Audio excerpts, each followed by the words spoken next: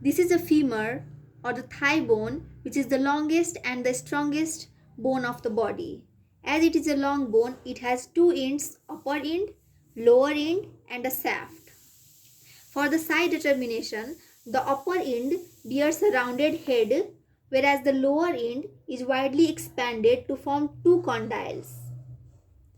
The head should be directed medially and the cylindrical shaft is convex forwards. So keeping the head medially and the cylindrical shaft convex forward, this is the femur of the left side. And we can also remember this, that this rough posterior surface, linea aspera, should be placed posteriorly. On external features, the upper end of the femur includes the head, the neck, the greater trochanter, the lesser trochanter, the intertrochanteric line between the greater trochanter and the lesser trochanter, and the intertrochanteric crest. The head forms more than half a sphere and is directed medially, upwards, and slightly forward. It articulates with the acetabulum to form the hip joint. A roughened pit is situated just below and behind the center of the head. This pit is called the fovea. The neck. It connects the head with the shaft and is about 3.7 cm long. The neck has two borders and two surfaces. The upper border,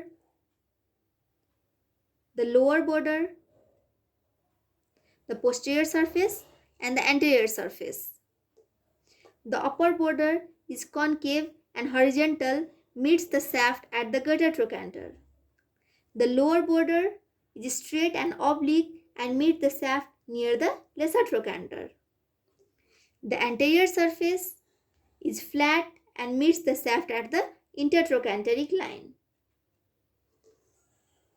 The posterior surface is convex from above downwards and concave from side to side. It meets the shaft at the intertrochanteric crest. The neck makes an angle with the shaft. The neck shaft angle is about 125 degrees in adults and it is less in females due to the wider pelvis.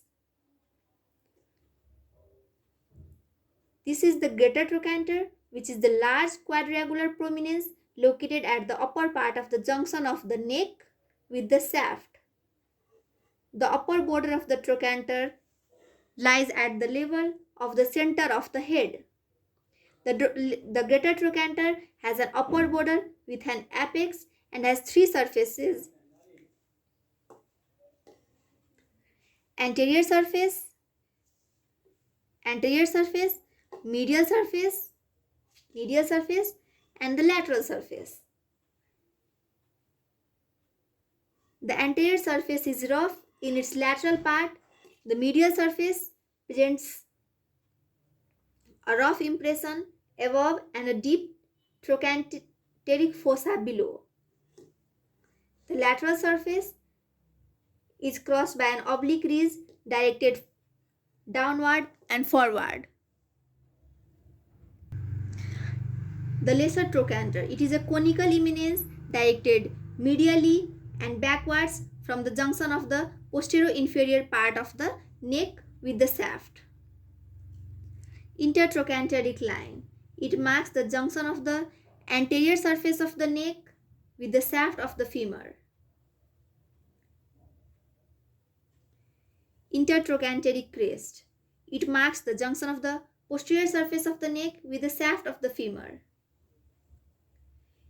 It is a smooth, rounded ridge which begins above the posterior superior angle of the greater trochanter and ends at the lesser trochanter. The rounded elevation a little above its middle is called the quadrate tubercle. The shaft. Shaft is more or less cylindrical. It is narrowest in its middle and is more expanded inferiorly than superiorly. It is convex forwards and is directed obliquely downwards and medially because the upper ends of the two femora are separated by the width of the pelvis and their lower ends are close together. In the middle 1/3, the shaft has 3 borders and the 3 surfaces: medial border, lateral border, and the posterior border.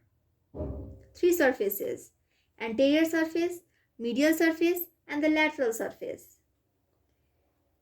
The medial and the lateral borders are rounded and ill-defined, but the posterior border is in the form of the broad roughened ridge called the linea aspera. This rough line. The linea aspera has distinct medial lip and the lateral lip.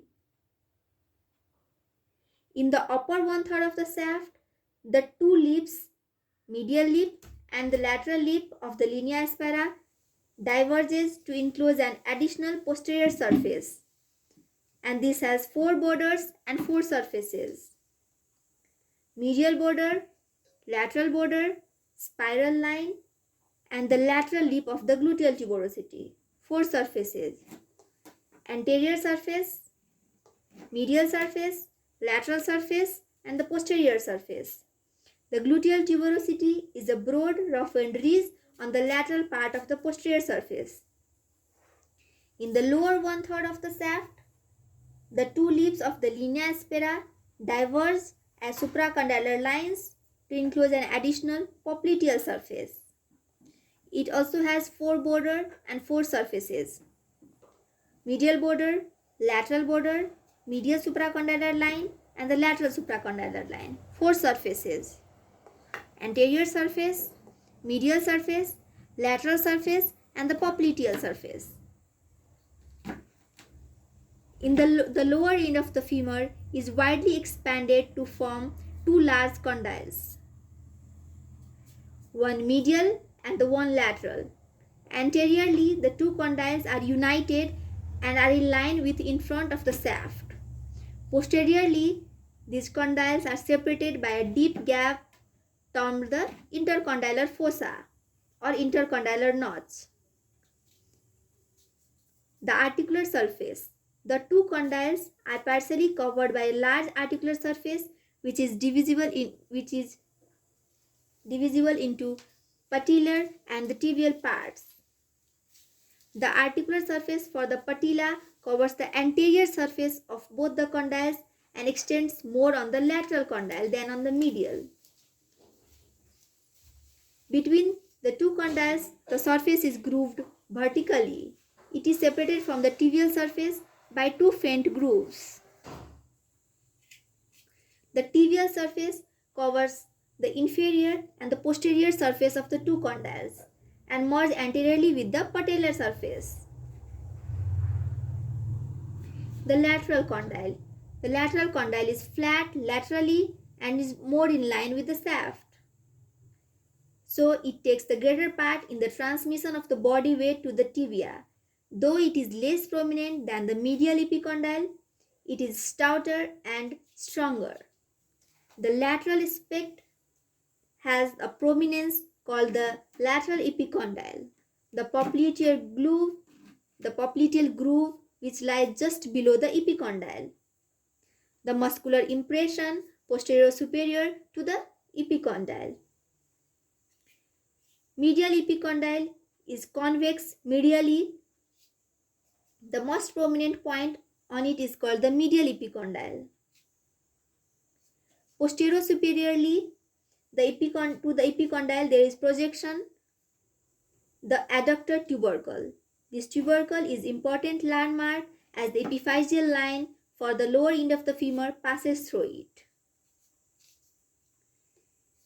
Intercondylar fossa or intercondylar notch.